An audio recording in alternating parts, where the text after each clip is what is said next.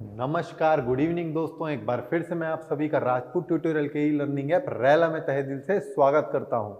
दोस्तों, आज क्लास होने के पहले कुछ आपको जानकारियां देनी है कि अभी 2-3 जो क्लास है वो रिकॉर्डेड फॉर्म में आएगी। आपको उसी समय ठीक 9:30 बजे क्लास मिलेगी।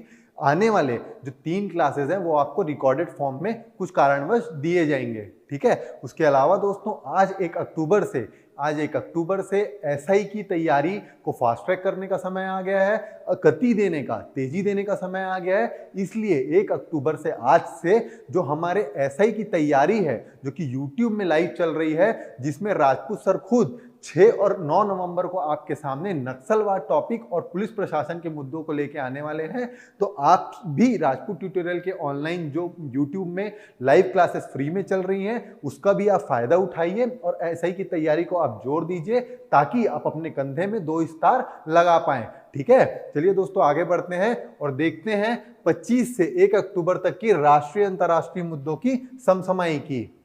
लेफ्टिनेंट जनरल अनिल चौहान बने देश के नए चीफ ऑफ डिफेंस स्टाफ। नए अटॉर्नी जनरल होंगे आर वेंकट रमणी। 25 सितंबर को मनाया गया अंत्योदय दिवस। आशा पारेख को मिला दादा साहब फाल्के पुरस्कार। जनजातियों का विशेष कोष जारी करने वाला पहला राज्य बना उड़ीसा। भारतीय मूल की सुएला ब्रेवरमैन को महारानी एलिजाबेथ पुरस्कार से किया गया सम्मानित। राष्ट्रपति मुर्मू ने एकीकृत क्रायोजेनिक इंजन निर्माण सुविधा का उद्घाटन किया। इटली को मिलने जा रही पहली महिला प्रधानमंत्री बनेगी तानाशाह मुसोलिनी के बाद सबसे धूर दक्षिणपंथी सरकार। वेस्ट जोन बना चैंपियन। फाइनल मुकाबले में साउथ जोन को 294 रन से हराकर इन्होंने विजय प्राप्त की। यशस्वी जायसवाल बने player of the match. Chakda express Jhulan की लॉर्ड से हुई विदाई। चलिए दोस्तों आगे बढ़ते हैं और लेते हैं आज का जोश का टॉनिक। देखिए दोस्तों, मंजिल उन्हीं को मिलती है ना जिनके सपनों में जान होती है। पंखों से कुछ नहीं होता, असली उड़ान तो हौसलों से भरी जाती है, ठीक है। इसलिए दोस्तों ऐसा ही बनने का आपका समय आ गया है। हौसला भरिए अपने आप में, अपने आप को कॉन्फिडेंस रखिए ताकि आप एसआई के एग्जाम को क्रैक करें और परचम लहराएं, ठीक है। पंखों नहीं, आपको हौसलों से अपनी उड़ान भरनी है, ठीक है। चलिए दोस्तों आगे बढ़ते हैं और देखते हैं आज का पहला प्रश्न। तो अपना पहला प्रश्न क्या बोल रहा है? भारत के दूसरे चीफ ऑफ डिफेंस स्टाफ के रूप में किसे नियुक्त किया गया है? क्या नियुक्त किया गया है? चीफ ऑफ डिफेंस स्टाफ के रूप में नियुक्त किया गया है। देखिए दोस्तों, जो चीफ ऑफ डिफेंस स्टाफ का पद है काफी समय से खाली पड़ा हुआ था। जो हमारे पहले चीफ ऑफ डिफेंस स्टाफ थे, कौन थे? 2019 में नियुक्त हुए जो हमारे पहले चीफ ऑफ डिफेंस स्टाफ थे, बिपिन रावत जी, जो कि पहले हमारे चीफ ऑफ स्टाफ थे। उनकी दुर्घटनापूर्ण व्यवस्था में उनकी मृत्यु हो गई थी। कब हुई थी? तो हेलीकॉप्टर से उनकी पिछले साल 8 दिसंबर 2021 को तमिलनाडु में उनकी हत्या हो गई थी। उनके साथ ही उनकी जो धर्म पत्नी है और उसके अलावा जो हमारे स्टाफ के, जो हमारे आर्मी के 14 और जवान थे, उनकी मृत्यु किस में हुई थी? तमिलनाडु में इनकी मृत्यु 2021 में हो गई थी, ठीक है। उसके बाद से ही जो चीफ ऑफ डिफेंस स्टाफ का जो पद है वो रिक्त पड़ा हुआ था। कई सारी संभावना जताई जा रही थी, लेकिन फाइनली ये जो चीफ ऑफ डिफेंस स्टाफ है उसका पद को किसको नियुक्त किया गया है? इसमें अनिल चौहान जी को इस पद में नियुक्त किया गया है, ठीक है। देखिए दोस्तों, चीफ ऑफ डिफेंस स्टाफ क्या होता है? अब नाम से ही समझ आ रहा होगा। चीफ ऑफ डिफेंस स्टाफ मतलब जो भी डिफेंस स्टाफ होता है उसका कौन होता है? ये चीफ होता है। और सीडीएस का काम क्या होता है कि जो हमारी अलग अलग विंग है, हमारे जो आर्म फोर्सेस की अलग अलग विंग है, कौन कौन से हैं? तो आर्मी हो गया, एयरफोर्स हो गया, ठीक है। आर्मी, एयरफोर्स और जो नेवी है, ठीक है। जो 3 अलग अलग विंग होते हैं, इन तीनों के जो हेड होते हैं, ठीक है, उनके साथ साथ एक और कौन शामिल होता है? चीफ ऑफ डिफेंस स्टाफ शामिल होता है, जिनका काम होता है कि जितने भी विंग हैं उनके बीच में कोऑर्डिनेशन बनाया जाए और जो भी चीजें हैं उनको कोऑर्डिनेट मैनर में आर्म फोर्सेस के बीच में किया जाए, ठीक है। अगर बोलता है कि जो हमारा आर्मी है, हमारे आर्मी का चीफ कौन है, तो ये आप मुझे कमेंट सेक्शन में कमेंट करके बताएंगे कि आर्मी का चीफ हमारे देश का, भारत का कौन है। अगर बोलता है कि जो एयरफोर्स है, जो वायुसेना है, क्या है, जो वायुसेना है हमारे देश की, अगर बोलता है वायुसेना का चीफ कौन है, अध्यक्ष कौन है, तो कौन है, विवेक चौधरी जी। कौन, जो विवेक चौधरी जी हैं वो हमारे एयरफोर्स के वायुसेना के अध्यक्ष हैं। अगर बोलता है नेवी के, नौसेना के अध्यक्ष कौन है, तो ये हमारे हरि कुमार जी। कौन, हरि कुमार जी हमारे नेवी के अध्यक्ष हैं। ठीक है, और आर्मी के अध्यक्ष कौन है, तो आर्मी के अध्यक्ष हमारे मनोज पांडे जी आर्मी के अध्यक्ष हैं। ठीक है, एक बात और देखिए दोस्तों, अगर पूछता है कि बिपिन रावत जी के नाम से एक सैन्य केंद्र, ठीक है, एक सैन्य केंद्र बनाया गया है, तो वो कहाँ बनाया गया है, तो बिपिन रावत जी के नाम से अरुणाचल प्रदेश में, अरुणाचल प्रदेश में उनके हाइट की एक स्टैचू बनाई गई है, और साथ ही एक जो सैन्य सेंटर है उसका नाम किनके नाम पे रखा गया है, हमारे देश के पहले chief of defence staff Bipin Rawat ji के नाम से रखा गया है। ठीक है, चलिए दोस्तों देखते हैं अब अपना अगला प्रश्न।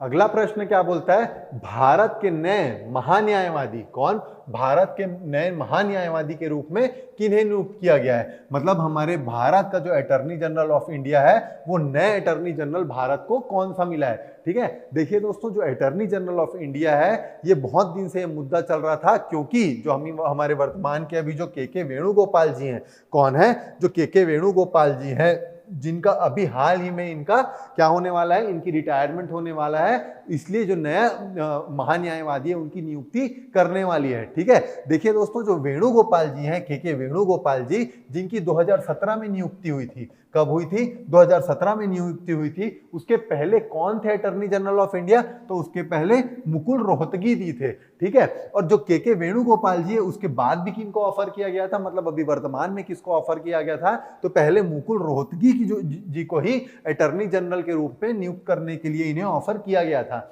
लेकिन मुकुल रोहतगी जी ने इस ऑफर को ठुकरा दिया है। उसके बाद अभी जो वर्तमान में नए अटॉर्नी जनरल बने हैं वो कौन है, तो आर वेंकटरमणी। कौन, आर वेंकटरमणी जी को नए हमारे देश का अटॉर्नी जनरल ऑफ इंडिया बना दिया गया है। ठीक है दोस्तों, आप मुझे कमेंट सेक्शन में कमेंट करके बताएंगे कि हमारे संविधान के कौन से अनुच्छेद में, क्या हमारे संविधान के कौन से अनुच्छेद, कौन से आर्टिकल में अटॉर्नी जनरल ऑफ इंडिया महान्यायवादी के नियुक्ति के बारे में वहां पे मेंशन किया गया है। ठीक है, ठीक है, अगर पूछता है सॉलिसिटर जनरल ऑफ इंडिया, कौन, सॉलिसिटर जनरल ऑफ इंडिया कौन है, हमारी सॉलिसिटर जनरल ऑफ इंडिया हमारे भारत का कौन है, तो ये हमारे तुषार मेहता जी हैं, जो कि सॉलिसिटर जनरल ऑफ इंडिया है। देखिए दोस्तों, जो अटॉर्नी जनरल ऑफ इंडिया होता है वो कौन होता है, तो अगर आप बहुत सिंपल मैनर में समझेंगे तो जो हमारा महान्यायवादी होता है वो क्या होता है, हमारे देश की जो केंद्र सरकार है, कौन है, हमारे देश की जो केंद्र सरकार है उसका वकील होता है। क्या होता है, उसका वकील होता है। मतलब आप ये समझ सकते हैं कि वो एक प्राइवेट व्यक्ति है जो कि सरकार के पक्ष में अदालतों में काम करता है, सरकार का पक्ष रखता है। और यही एक रीजन है जिसकी वजह से जो अटॉर्नी जनरल ऑफ इंडिया है उसका कोई पर्टिकुलर पीरियड नहीं है। ठीक है, संविधान में उसका कार्यकाल का मेंशन नहीं किया गया है, और उसको हटाने के लिए कोई संवैधानिक चीज की जरूरत नहीं होती है। प्रेसिडेंट जब चाहे, राष्ट्रपति जब चाहे, जो अटॉर्नी जनरल ऑफ इंडिया है, महान्यायवादी है, उसको उसके पद से हटा सकती है। ठीक है, इसीलिए अभी नया किसको बनाया गया है, आर वेंकटरमन जी को नया महान्यायवादी बनाया गया है। ठीक है, और सॉलिसिटर जनरल ऑफ इंडिया कौन है, तो Tushar Mehta ji solicitor general of India Bharat के नियुक्त हैं। ठीक है, अटॉर्नी जनरल का महान्यायवादी का मेंशन कौन सा आर्टिकल में है, तो आर्टिकल नंबर 76, अनुच्छेद 76 में इनका मेंशन है।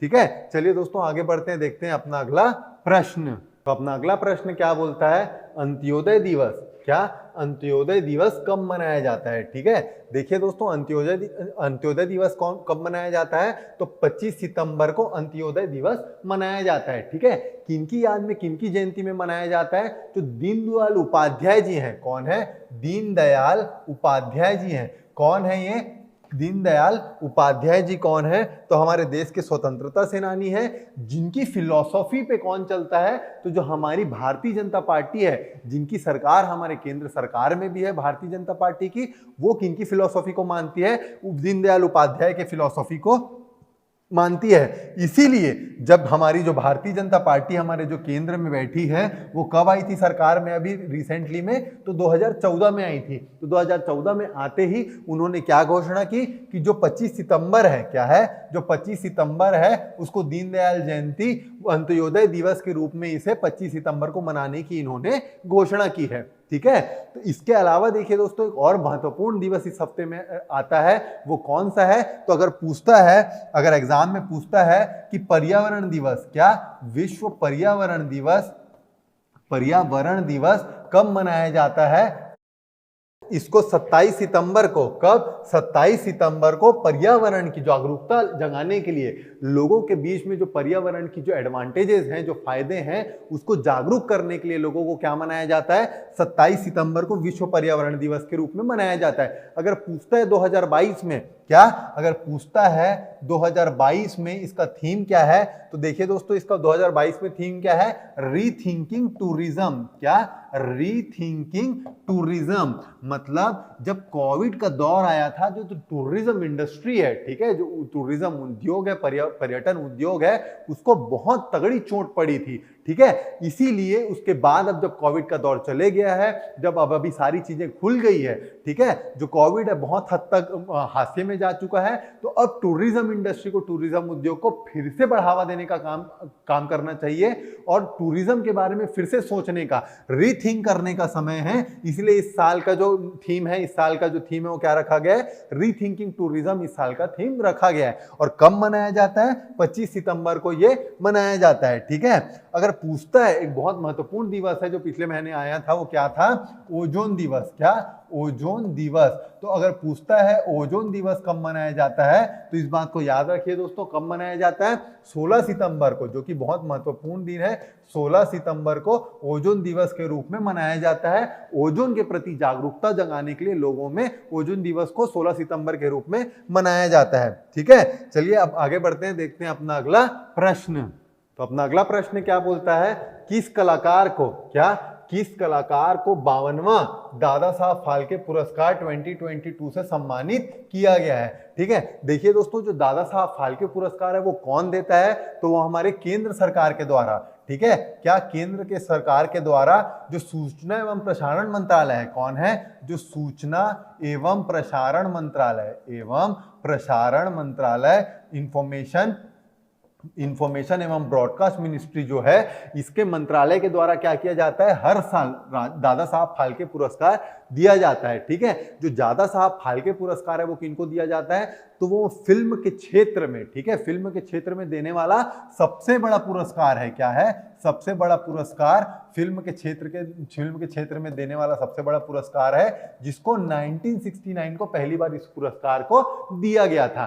ठीक है, तब से इस फिल्म पुरस्कार को, दादा साहब फाल्के पुरस्कार को हर साल जो इंडस्ट्री का जो सबसे बड़ा अभिनेता विनायक होता है, उनको ये अवार्ड देके उनको सम्मानित किया जाता है। ठीक है, तो अगर हम 52 दादा साहब फाल्के पुरस्कार की बात करें, तो जो 52वां दादा साहब फाल्के पुरस्कार दिया गया था, कौन से साल के लिए दिया गया था, तो वो 2020 के लिए दिया गया था। कब के लिए दिया गया था, 2020 के लिए इसे दिया गया था। ठीक है, अगर हम बात करें किसको दिया गया है 52वां दादा साहब फाल्के पुरस्कार, तो ये हमारी आशा पारेख जी को दिया गया है। ठीक है, देखिए दोस्तों जो आशा पारेख है वो पहले 1970s 80s की बहुत बड़ी अभिनेता है और इन्होंने बहुत बड़ी बड़ी हिट फिल्म की है, जिसमें से कटी पतंग, 3 मंजिल, ऐसे बहुत बड़े बड़े बहुत चलने वाले फिल्म इन्होंने बनाई है। उसी को रिकॉग्नाइज करते हुए क्या दिया गया है, आशा पारेख जी को 52वां दादा साहब फाल्के पुरस्कार दिया गया है। ठीक है, अगर पूछता है जो 51वां दादा साहब फाल्के पुरस्कार है,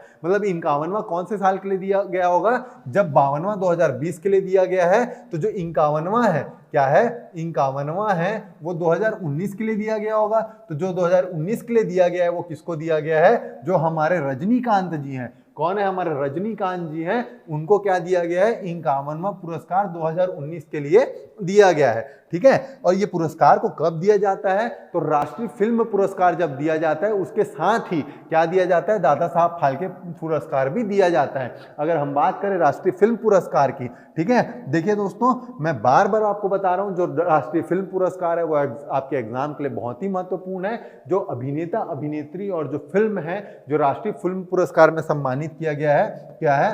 जो राष्ट्रीय फिल्म पुरस्कार में सम्मानित किया गया है वो कौन सा है? तो अगर हम अभिनेता की बात करें तो अभिनेता कौन कौन है? अजय देवगन को तान्हाजी और सूर्या को सोर्रई पोरट्टू के लिए दिया गया है। ठीक है, इसके अलावा जो सोर्रई पोरट्टू जो मूवी है उसको राष्ट्रीय फिल्म पुरस्कार में best movie, best feature film के रूप में सम्मानित किया गया है। ठीक है, तो इस बात को रट लीजिए दोस्तों। जो 52वां दादा साहब फाल्के पुरस्कार है उसको दिया गया है, तो ये जो आशा पारेख जी है इनको 52वां दादा साहब फाल्के पुरस्कार दिया गया है। ठीक है, चलिए देखते हैं अपना अगला प्रश्न। अपना अगला प्रश्न क्या बोलता है? देश का पहला जनजातियों का विश्वकोश, क्या जनजातियों का विश्वकोश मतलब एनसाइक्लोपीडिया ऑफ ट्राइब्स किस राज्य के द्वारा बनाया गया है? ठीक है, देखिए दोस्तों, हाल ही में जो उड़ीसा के चीफ मिनिस्टर है नवीन पटनायक जी, उन्होंने क्या किया है, जो उड़ीसा के सीएम ने, उन्होंने क्या बनाया है? एक एनसाइक्लोपीडिया ऑफ ट्राइब्स बनाया है। ठीक है, मतलब जो भी ट्राइब्स हैं, ठीक है, जो भी जनजाति हैं उनसे संबंधित जो भी रिसर्च, जो भी कोश किया गया है उसको किसमें शामिल किया गया है? इंसाइक्लोपीडिया ऑफ ट्राइब्स में, जनजातियों के विश्वकोश में शामिल किया है। ऐसा शामिल करने वाला वो कौन सा देश है, कौन सा प्रदेश है? वो पहला हमारे देश का राज्य है जो ऐसा करने में कामयाब हुआ है। ठीक है, देखिए दोस्तों, हाल ही में जनजातियों से संबंधित केंद्र सरकार ने क्या डिसीजन लिया है कि हाल ही में केंद्र सरकार के द्वारा क्या किया गया है? केंद्र सरकार के द्वारा जो केंद्र में 705 समुदाय थे जो कि एसटी थे, अब कितना कर दिया गया है? 220 समुदाय को अनुसूचित जनजाति में शामिल कर दिया गया है। ये जो 15 नाम है, 15 समुदाय को जो शामिल किया गया है, उसमें छत्तीसगढ़ में कितने समुदाय को शामिल किया गया है? अगर छत्तीसगढ़ की बात करें तो छत्तीसगढ़ में 12 समुदायों को अनुसूचित जनजाति में शामिल कर दिया गया है। ठीक है, अगर हम पीवीटीजीज की बात करें, क्या करें?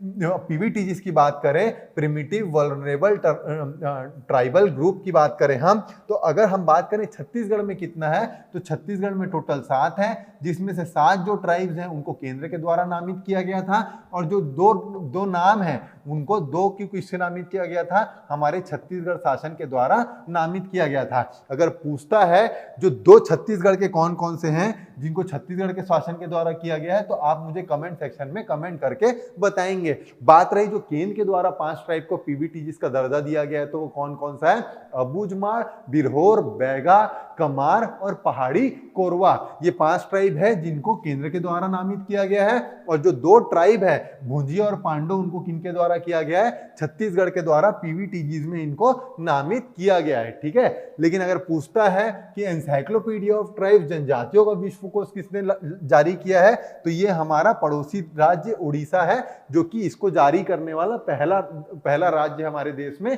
बन जाता है। ठीक है, चलिए देखते हैं अब अपना अगला प्रश्न। तो अपना अगला प्रश्न क्या बोलता है? पहला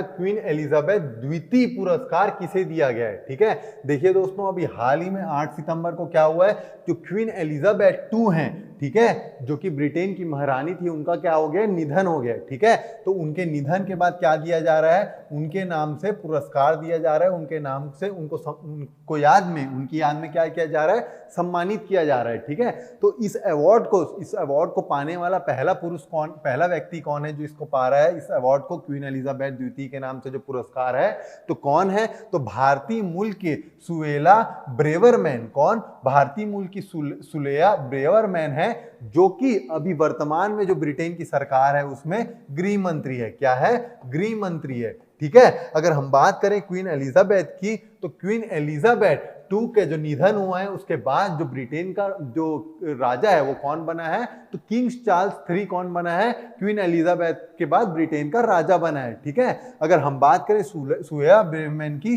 तो ये ब्रिटेन की गृह मंत्री है, और किनके शासन में, किनके सरकार में गृह मंत्री है? तो अभी वर्तमान की वहां की ब्रिटेन की कौन? ब्रिटेन की वर्तमान में नई प्रधानमंत्री कौन है? वर्तमान में नई प्रधानमंत्री कोई और नहीं, ये लीसा ट्रस जी हैं। क्या? लीज ट्रस जी हैं, जो कि ऋषि सुनक को, ठीक है, ऋषि सुनक भी जो है वो भी इसमें दावेदार थे इस रेस में, लेकिन कौन फाइनली बना है? तो लीज ट्रस जो है वो ब्रिटेन की नई प्रधानमंत्री बनी है, और उन्होंने क्या इतिहास रचा है कि वो ब्रिटेन की 3rd महिला प्रधानमंत्री है। क्या है, थर्ड महिला प्रधानमंत्री ब्रिटेन की वो बन गई हैं। ठीक है, उनके मंत्रिमंडल में कौन गृह मंत्री है, तो सुएला ब्रेवरमैन जी गृह मंत्री है, जिनको क्या दिया गया है, क्वीन एलिजाबेथ द्वितीय का पुरस्कार से इनको नवाजा गया है। ठीक है, चलिए अब आगे बढ़ते हैं, देखते हैं अपना अगला प्रश्न। अपना अगला प्रश्न क्या बोलता है, इंटीग्रेटेड क्रायोजेनिक इंजन, क्या इंटीग्रेटेड क्रायोजेनिक इंजन का मैन्युफैक्चरिंग फैसिलिटी, क्या इसका मैन्युफैक्चरिंग फैसिलिटी का उद्घाटन कहां पे किया गया है। ठीक है, देखिए दोस्तों, इसका जो फैसिलिटी का जो उद्घाटन किया, सेंटर का उद्घाटन किया है, ये किसके द्वारा बनाया गया है, तो HAL के द्वारा बनाया गया है। किसके साथ समझौता करके बनाया गया है, तो जो हमारा इसरो है, ठीक है, इंडियन स्पेस रिसर्च ऑर्गेनाइजेशन के साथ समझौते के तहत इस मैन्युफैक्चरिंग फैसिलिटी सेंटर को बनाया गया है। ठीक है, जो कि हाल ने बनाया है, कौन है, हिंदुस्तान एरोनॉटिकल लिमिटेड के द्वारा बनाया गया है। और इसे कहां स्थापित किया गया है, तो इसे बेंगलुरु में इसे स्थापित किया गया है। ठीक है, देखिए दोस्तों, ये जो सेंटर है वो किसके लिए बनाया गया है, तो जो क्रायोजेनिक इंजन होता है, ठीक है, क्या होता है, क्रायोजेनिक इंजन होता है जो कि रॉकेट में काम आता है, उसके एक इंटीग्रेटेड के सेंटर के तौर में बनाया गया है, जो कि इसरो के लिए काफी फायदेमंद है। इसरो के लिए ये centre integrated rocket designing centre के रूप में ये काम करेगा। ठीक है, अगर हम बात करें इसरो की, तो आप मुझे कमेंट सेक्शन में कमेंट करके बताएंगे, जो कई बार एग्जाम में पूछा भी जा चुका है कि जो इसरो है उसकी स्थापना कौन से दिन कौन से ईयर में इसकी स्थापना की गई थी। अगर हम इसरो की मुख्यालय की बात करें, अगर हम इसरो के मुख्यालय की बात करें, तो इसका मुख्यालय कहाँ है, तो इसरो का मुख्यालय भी जो है वो बेंगलुरु में ही स्थित है। ठीक है, अगर पूछता है कि जो इसरो है उसके चेयरमैन कौन है, जो इसरो है उसका चेयरमैन कौन है, इसरो का अध्यक्ष कौन है, तो इसका अध्यक्ष कौन है, एस सोमनाथ जी।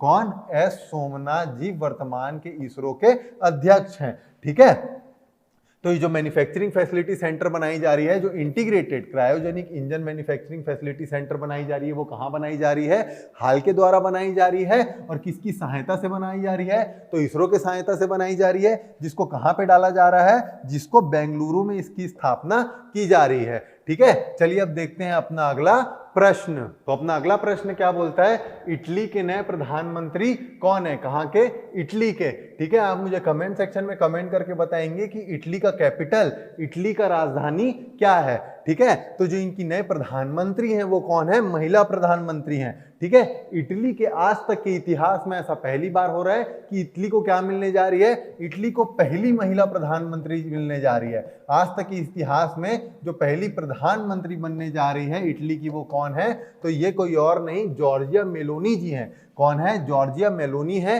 जो इटली की पहली प्रधानमंत्री बनने को जा रही है। अगर पूछता है इटली का कैपिटल क्या है, तो इटली का कैपिटल रोम, जो कि बहुत सुंदर जगह है, वो इटली का कैपिटल है। ठीक है, देखिए दोस्तों, अगर पूछता है कि जो ब्रिटेन है, कौन है, ब्रिटेन है, ब्रिटेन की थर्ड महिला प्रधानमंत्री, कौन, ब्रिटेन की थर्ड महिला प्रधानमंत्री, और वर्तमान की प्रधानमंत्री कौन है, तो ये लीज ट्रस जी हैं। कौन है, लीज ट्रस ब्रिटेन की तीसरी महिला प्रधानमंत्री बन गई है। ठीक है, उसके अलावा और जो बहुत महत्वपूर्ण प्रधानमंत्री की पद में बैठी हुई है वो कौन है, हमारा पड़ोसी बांग्लादेश। कौन सा, जो बांग्लादेश है हमारा पड़ोसी है, उसकी जो वर्तमान और बहुत पावरफुल प्रधानमंत्री है वो कौन है, शेख हसीना जी हैं। कौन है, जो बांग्लादेश की प्रधानमंत्री शेख हसीना जी हैं, वो बहुत ही फेमस प्रधानमंत्री है, जो कि हमारा पड़ोसी देश है। ठीक है, उसके अलावा एक और महत्वपूर्ण प्रधानमंत्री है, वो कौन है, शेख बहादुर देवला जी। कौन है, शेख बहादुर देवला जी, नेपाल, क्या, नेपाल के ये प्रधानमंत्री हैं। ठीक है, देखिए दोस्तों, हमारे जो पड़ोसी राज्य हैं उनके जो राष्ट्रपति और प्रधानमंत्री जो महत्वपूर्ण है, वो आपके एग्जाम पॉइंट ऑफ व्यू से बहुत महत्वपूर्ण है। इसलिए राष्ट्रपति और प्रधानमंत्री जो हमारे पड़ोसी राज्य के हैं उनको आपको जानना अति आवश्यक है। ठीक है, चलिए अब आगे बढ़ते हैं, देखते हैं अगला प्रश्न। देखिए दोस्तों, जो दिलीप ट्रॉफी है, दिलीप ट्रॉफी 2021-2022 के विजेता कौन है। ठीक है, देखिए दोस्तों, ये जो ट्रॉफी है, इसको ट्रॉफी का आयोजन काफी साल से कराया जा रहा है, और इस ट्रॉफी के आयोजन में जो पूरा देश होता है उसको अलग अलग जोन में बांटा जाता है। ठीक है, एक ऐसा समय आया था 2017 से 2019-20 तक का, जब जोन में ना बांट के हमारे देश के जो प्लेयर्स हैं उनको किस में बांट दिया जा रहा था, 3 अलग अलग कलर में, ग्रीन ब्लू, ऐसे अलग अलग 3 कलर में बांट दिया जा रहा था। लेकिन पहले की तरह वापस क्या कर दिया गया है, इस दिलीप ट्रॉफी को अलग अलग जोन में बांट दिया जाता है। ठीक है, तो इस बार जीता कौन है, तो इस बार जो पश्चिम क्षेत्र है, ठीक है, जो जो पश्चिम जोन है वो किसको हरा के जीता है, जो साउथ क्षेत्र है, जो दक्षिण क्षेत्र है, उसको बहुत ही तगड़े मार्जिन से 294 रन से हरा के इन्होंने अपने नाम विजेता हासिल की है। ठीक है, अगर बात करता है कि जो फाइनल मैच है, क्या है, जो फाइनल मैच है, उस फाइनल मैच में किसने शानदार प्रदर्शन किया है, तो जो पश्चिम क्षेत्र के यशस्वी जायसवाल जी हैं, कौन है, यशस्वी जायसवाल जी हैं। ठीक है, जो कि बहुत शानदार खिलाड़ी हैं। उन्होंने क्या किया है, फाइनल मैच में मैन ऑफ द मैच कौन पाया है, पश्चिम क्षेत्र के यशस्वी जायसवाल जी फाइनल मैच में मैन ऑफ द मैच का खिताब इन्होंने जीता है। ठीक है, चलिए देखते हैं अब अपना अगला प्रश्न। तो अपना अगला प्रश्न क्या बोलता है, महिला अंतर्राष्ट्रीय एक दिवसीय क्रिकेट, क्या महिलाओं की जो अंतर्राष्ट्रीय एक दिवस क्रिकेट है उसमें सर्वाधिक विकेट लेने वाली खिलाड़ी कौन है। ठीक है, देखिए दोस्तों, जो भारतीय खिलाड़ी हैं, कौन है, जो भारतीय खिलाड़ी हैं जिनको चगदा एक्सप्रेस के नाम से भी जाना जाता है, जो कि झूलन गोस्वामी 39 वर्ष की हैं, जिन्होंने हाल ही में अभी रिटायरमेंट लिया है। देखिए दोस्तों, जो झूलन गोस्वामी जी हैं वो 2002 को शुरुआत की थी, पदार्पण की थी, किसमें, अंतर्राष्ट्रीय क्रिकेट में, किसके खिलाफ, तो इंग्लैंड के खिलाफ इन्होंने अपना पहला मैच खेला था। और जब वो अंतर्राष्ट्रीय क्रिकेट से संन्यास ले रही है, ओडीआई से संन्यास ले रही है, तब भी वो आखिरी मैच किसके साथ खेल रही है, तो अपना मैच वो इंग्लैंड के अगेंस्ट ही खेल रही है। ठीक है, झूलन गोस्वामी जी की खास बात यह है, देखिए दोस्तों, कि ओडीआई क्रिकेट में अब तक सर्वाधिक विकेट लेने वाली वो खिलाड़ी हैं। अब तक कितना विकेट ले चुकी हैं वो, तो 243 विकेट, कितना, 243 विकेट झूलन गोस्वामी जी के द्वारा लिया जा चुका है। और ये एकमात्र इकलौती इंटरनेशनल खिलाड़ी हैं, इकलौती इंटरनेशनल महिला में बॉलर है जो कि 200 से ज्यादा विकेट लेने वाली ये खिलाड़ी हैं, जिन्होंने अभी हाल ही में रिटायरमेंट लेने की घोषणा कर दी है। ठीक है, देखिए दोस्तों, ये कहाँ की रहने वाली है, तो ये बंगाल की ये रहने वाली है। इसीलिए जो बंगाल की जो मुख्यमंत्री है, कौन है बंगाल की मुख्यमंत्री, तो जो ममता बनर्जी जी हैं, कौन है, ममता बनर्जी जी हैं। ममता बनर्जी जी ने घोषणा की है कि जो कलकत्ता में ईडन गार्डन है, कलकत्ता में ईडन गार्डन जो वहां पे अंतर्राष्ट्रीय क्रिकेट स्टेडियम है, उसके एक स्टैंड का नाम किसके नाम पे रखा जाएगा, तो झूलन गोस्वामी जी के नाम पे इंटरनेशनल क्रिकेट स्टेडियम जो ईडन गार्डन है कलकत्ता में, उसका नाम रखा जाएगा। ठीक है, देखिए दोस्तों, अगर पूछता है जो महिला क्रिकेट है, महिला क्रिकेट की वर्तमान में कप्तान कौन है, ठीक है, वर्तमान में महिला क्रिकेट की कप्तान कौन है, तो ये आप मुझे कमेंट सेक्शन में कमेंट करके बताएंगे। ठीक है, देखिए दोस्तों, दीप्ति शर्मा के साथ क्या हुआ था अभी, तो जो दीप्ति शर्मा है, जो कि अंतर्राष्ट्रीय खिलाड़ी है, जो भारतीय महिला बॉलर है, वो क्या हुआ था, अभी जब मैच चल रहा है, अंतर्राष्ट्रीय मैच जो इंग्लैंड के साथ चल रहा है, उसमें मैनकेंड से की ये शिकार हुई थी। ठीक है, क्या की थी ये, मैनकेंड से अपना एक विकेट ली थी। मैनकेंड क्या होता है, तो जो नॉन स्ट्राइकर एंड में जो बल्लेबाज होता है, अगर वो बॉलर के बॉल फेंकने के पहले अगर क्रीज से निकल जाता है और अगर बॉलर उसको आउट कर देता है, तो उसको क्या बोलते हैं, मैनकेंड बोलते हैं।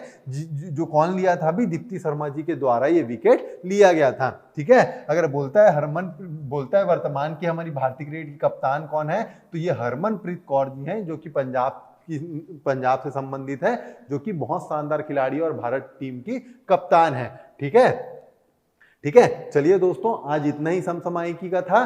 फिर से अगले हफ्ते मिलते हैं अगले समसामयिकी के साथ। जय हिंद दोस्तों।